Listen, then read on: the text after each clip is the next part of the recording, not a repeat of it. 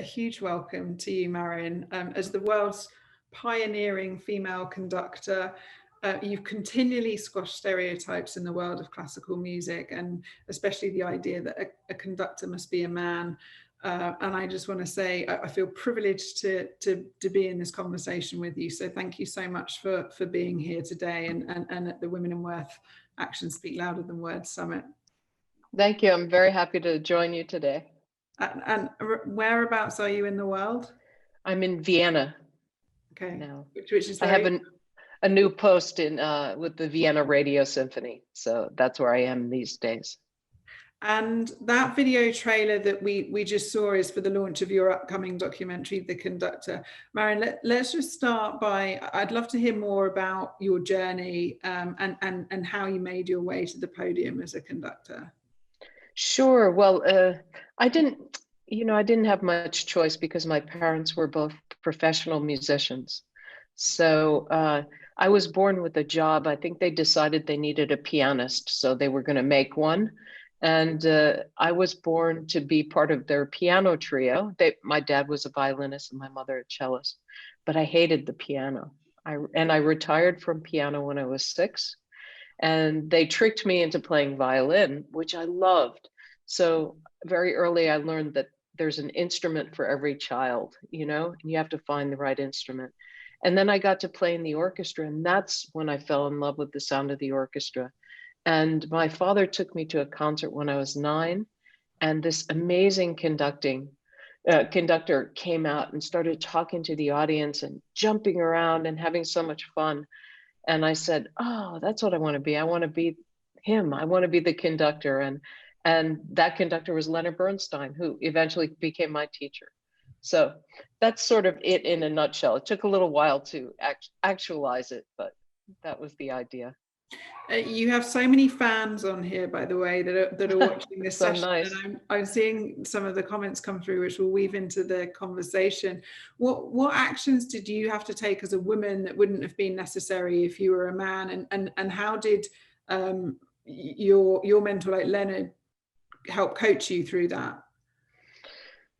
Well, I mean, it's so, when there are so few women in the field, I think it's very difficult and very confusing sometimes to ascertain which things are, which obstacles are a result of gender issues and which obstacles are just a result of maybe being young in a field or new to a field.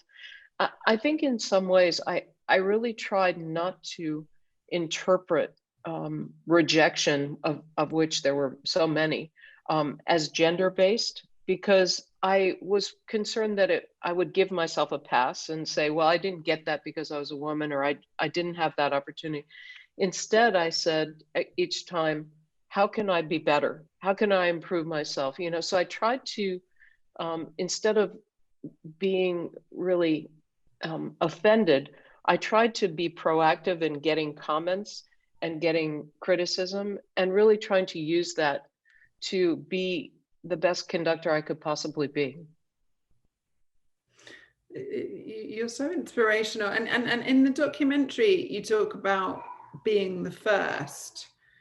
And I think there is a theme or a pattern in being the first in any industry. But what can women learn from the actions you took throughout your advice? And what advice would you give to anyone that is the first in their industry or in their field? Well, I mean, I think, first of all, I'm not the first. I mean, I think I had more opportunities than the firsts did, but I'm the next generation of firsts. And I would say that really the advice I would give is I think perseverance is key. I think a great sense of humor is also key. You have to have a good sense of humor especially about yourself. Not to be self-deprecating, but to really understand, that if you're the leader of a huge company or an orchestra, I mean, you're under a magnifying glass, and any kind of idiosyncrasies you have, they're exaggerated, and try to own who you are. I think always be authentic. I think that's also key. And of course, you have to be excellent. I mean, that goes without saying, excellent at what you do. And as a member of the LGBTQ community as well, did you experience any different type of behavior due to sexual orientation? How did you overcome those obstacles? Were there any?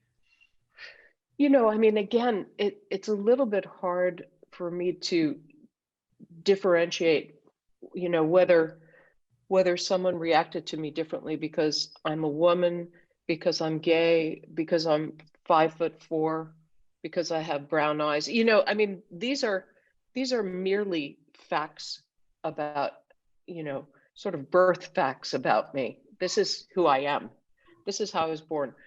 It has absolutely nothing to do with my achievements. It has nothing to do with overcoming obstacles. So I never really give that much time in life, because it seems like it seems like ridiculous reasons to have attention to me, because I had nothing to do with any of these. And talk to us about the documentary that's coming out, and why now, and that thought process around the Conductor, because it's a wonderful documentary and account of your career. Oh, well, we're very excited. I'm super excited about everybody getting to see this, but maybe I can tell you about the genesis of it, which was that I met a woman, I was guest conducting in Lucerne at the festival, and I met a woman in her 80s who seemed to know so much about conducting. And someone asked me, do you know who she is? I said, no. And they told me her name, Sylvia Kaduf, and I'd never heard of her. Now, it turns out she was the first woman to conduct the Berlin Philharmonic, the New York Philharmonic. She was Bernstein's assistant in 1966, and I had never heard of her. So this started a whole journey for me of wanting to document her story. And then I got connected to this wonderful director, Bernadette Wegenstein, who is at Hopkins, Johns Hopkins, where I also teach. And it sort of all just grew from there. And that's how we ended up in the documentary world. It wasn't a plan to do a documentary. It was a plan to preserve Sylvia's story. And by that, I started telling my own story. And you're also very active with OrchKids, your not-for-profit initiative. Just talk to us about that, and why was forming that initiative so important to you? Well, you know, I when I took over the Baltimore Symphony in 2007, I'm finishing up now there. But when I became music director there, I was very struck by the lack of diversity in the orchestra. And I thought, you know, it's because kids don't have the opportunity. All kids don't have the same opportunity. And if you don't have the financial means, you don't have a chance to learn an instrument. So in 2008, I started a program with 30 first graders in West Baltimore. And today we have over 2,000 kids playing musical instruments. And those first kids are now graduating high school, and 5 of them are going to music school from that original group. And so you just see that music can be a destination for anyone as long as they have access and they're given an opportunity. You know, kids are all born geniuses. Society sucks it out of them by not giving them equal opportunity. And how do you see the music industry shifting, and in particular classical music, when it comes to sort of accessibility, inclusivity, diversity? How much has it changed, and what progress are you seeing is being made? Well, you know, I would say that it's an extremely conservative industry. I think it's very slow to change. And I'm extremely excited that it's an industry that's finally being forced to change. And sometimes that's the only way that progress is made, is when it's right here, and you have no choice. And finally, finally, I see orchestras actually looking outside of their very limited systems to embrace people of color, to embrace women, to embrace composers, people on the podium, soloists. For me, I've been trying to push for this for years and years and years, and it's been really like Sisyphus with this. You know, you make some progress and then go back. So I think finally things are changing, and I couldn't be happier. There's a question, I want to bring in some of these questions. So Emily asked, how has the landscape changed specifically for female conductors? And are we finally seeing more women get into this field? Well, absolutely. I think also, you know, that same social phenomenon as a result of the Me Too movement has dramatically changed the trajectory and the opportunities for women on the podium. I think that, you know, I have to say that it really saddens me that still I'm the only woman to head a major full-time US orchestra. And when I step down at the end of the season, there will be no woman in that category. And that's really unacceptable to me. I do hope that we're able to change that landscape permanently. In 2002, I started a fellowship for women conductors, named after my non-musical mentor, Tomio Taki. And we've had 24 Taki awardees, and of them, 18 are now music directors around the world. So I'm very excited about the possibilities that are opening up for women. Finally, I think we've passed that that no return spot. You know, we crossed that tipping point. So I feel that women now will be at least given an opportunity on the major podiums of the world. And beyond your fellowship, Marin, what actions can others take right now to start making a change when it comes to gender parity in this industry and other industries? What advice would you give? Well, I believe that it has to be intentional. I don't believe that these things happen by themselves. I think commitment and then consistent dedication to achieving that goal is necessary. And I don't think that it would be unreasonable to hope for 50% representation in terms of composers and in terms of you know, podium time and soloists. I think that this would be reasonable. I haven't actually heard, yeah, by when, that's the question, right? You know, who wants to put a date on it, but where are we, 2021? How about 22?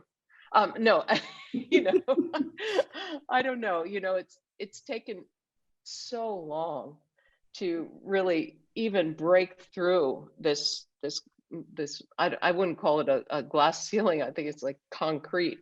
But I feel that we have strength in numbers, and as women, we need to support each other as well. You know, I think promoting the work of my colleagues who are women is a very important step.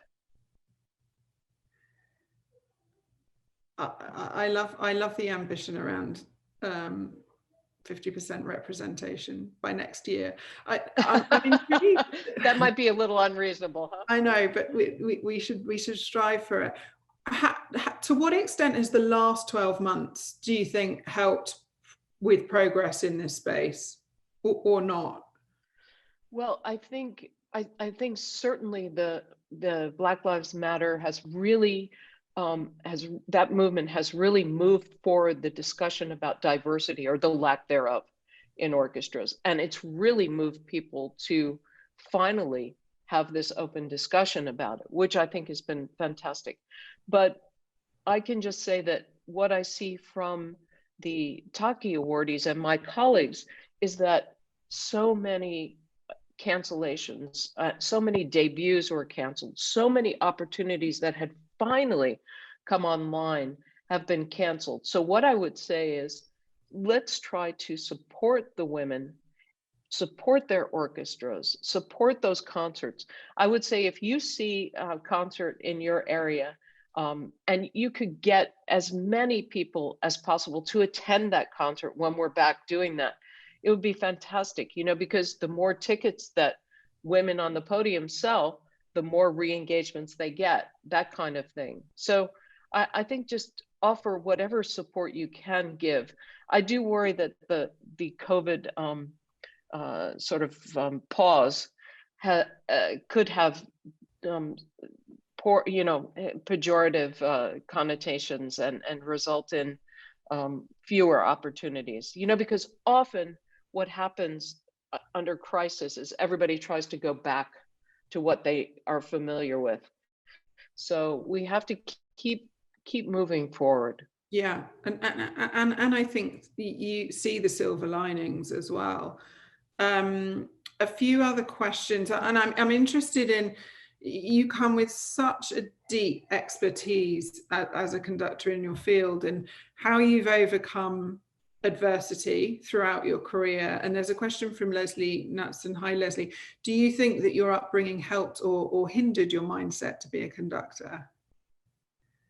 Oh, I think it definitely helped. I mean, I think whenever you grow up in an industry, you have sort of a familiarity, you know the language, you know all those sort of inside jokes and issues and controversies. So I think it definitely helped me in many ways. And of course, I had access to rehearsals and to observing people that colleagues of mine who weren't brought up in musical environments never had. So I realized that I led a very privileged upbringing in terms of music.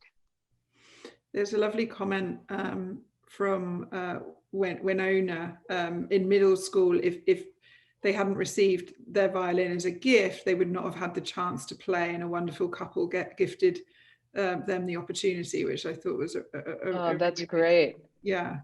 That's what, well, when you think of, we have 2,000 kids in Baltimore playing these instruments. I mean, we have to have the instruments all donated.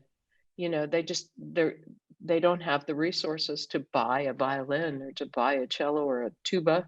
So, you know, it really is dependent on the generosity and largesse of many donors.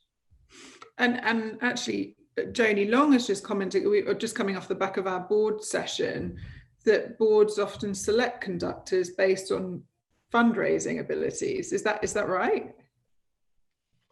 Well, I think occasionally that well, it's always I think part of the equation. That's something that we as American music directors are expected to engage in. Not to literally raise the money ourselves, but certainly to be involved. And I don't look at it as fundraising, but more as, you know, friend raising, more, you know, just being part of the community. But I think those days also are changing a little bit.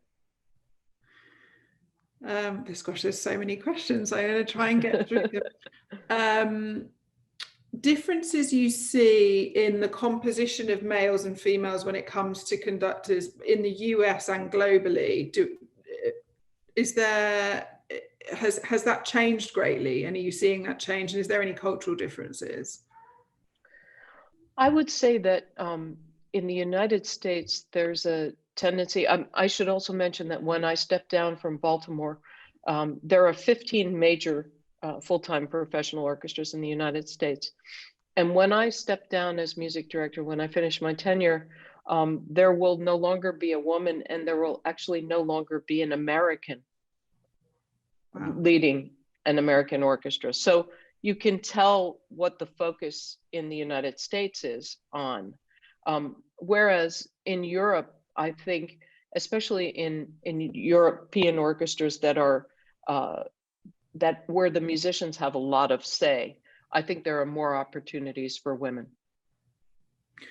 And do you have any recommendations for conducting training for high school students in the US?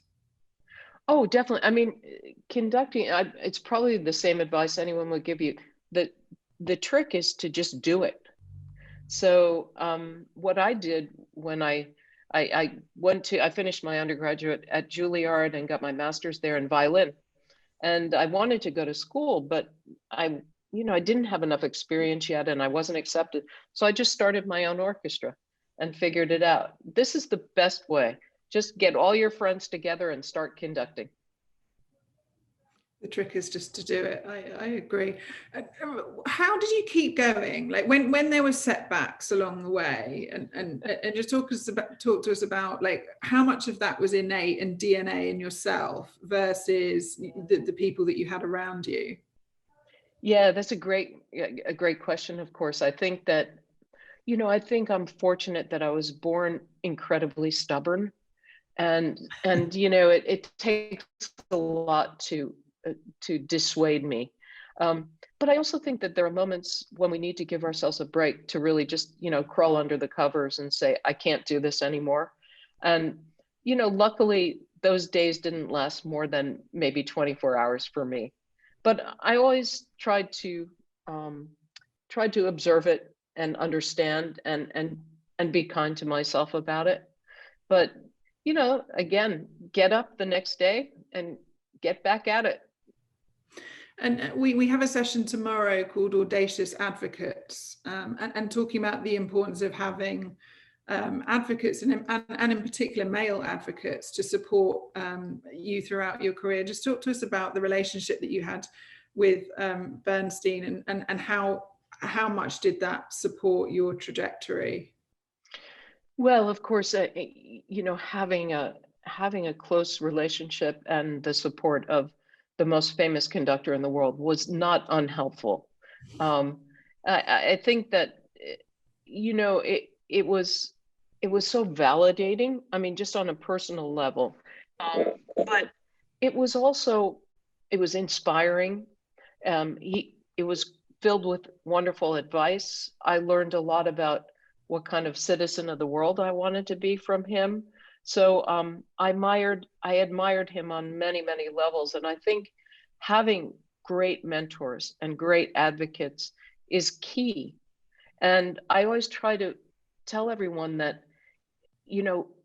just one thing you may tell someone could change their lives. So don't hesitate to share information.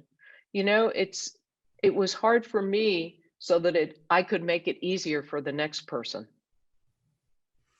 And Marin, final question, what actions can we take right now to start making change when it comes to intersectional equity and equality, not just in the arts and the classical music, but across all industries?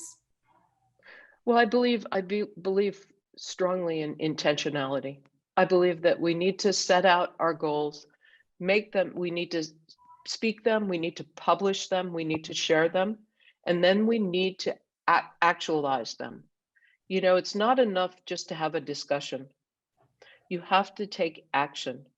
And each of us needs to take responsibility for the future. And I think by doing that, we have the power to change the world. Marin, thank you so much. I think, well, you're an absolute inspiration, and I know everyone on here thinks the same. But I think your message of, well, it's very real and honest, but your message of intentionality and accountability and just getting on with it, I think are all incredibly powerful words of wisdom and advice. So thank you so much again for being on. And also, I know it's late there, so I appreciate you coming on at this time. Yes, no, it was great to be with you, and what a wonderful event. Thanks for including me. Thank you, Marin, and good luck. And we've shared some of the resources that Marin shared in the chat, but we'll also share them with people afterwards as well, if you didn't see those. Yeah, please do. And come to the concerts. Okay. We will. Thank you, Marin.